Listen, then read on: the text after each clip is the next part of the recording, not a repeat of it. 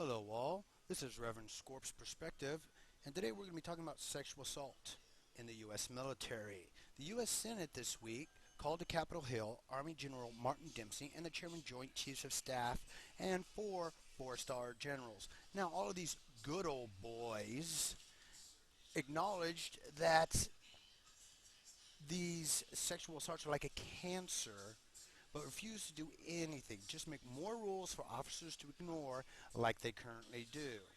They refused to remove the ability of senior officers to convene and overturn court-martials.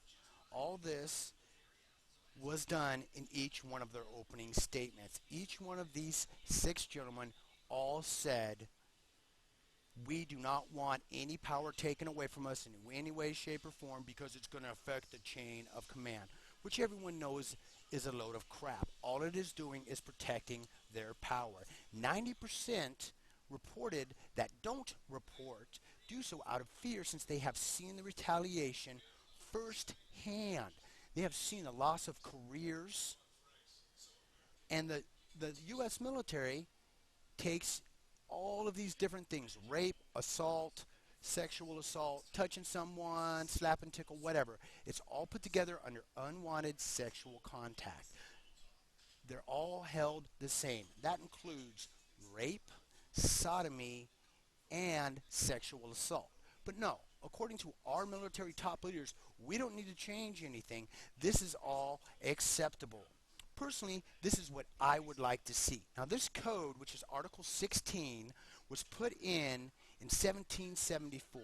So you're telling me 200 some odd years later, we don't need to, or sorry, 150 some odd years later, we don't need to reevaluate how we hold people accountable in the U.S. military for when they step out of line with sexual assault.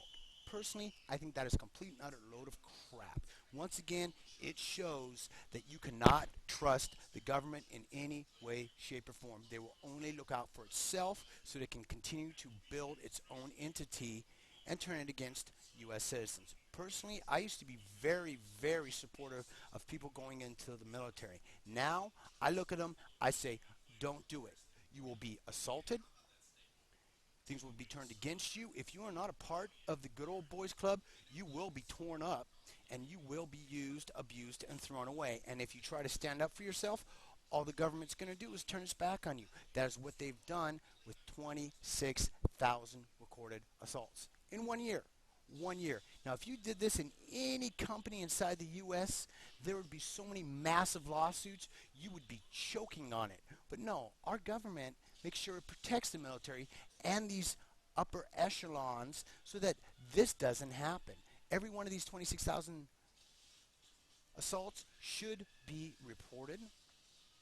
It should be taken out of the branch, and it should be put into civil court so that these gentlemen can be held accountable, so that they do not continue to do it. If you don't believe me, watch the news.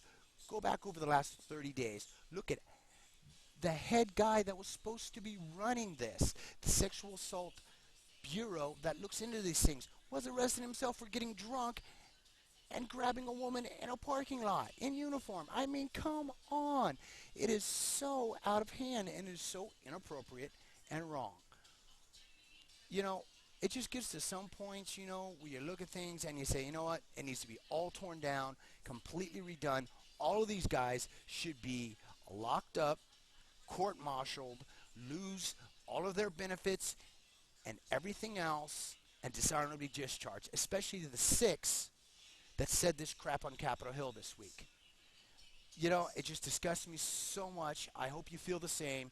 Please do something about it. Share this video. The more information that is out there and the more that us citizens pay attention and get involved, the sooner we can stop this kind of stuff, and we can stop this rape and pillaging of our U.S. military. Thank you very much. Once again, this is RevSorp's Perspective. Thank you for listening.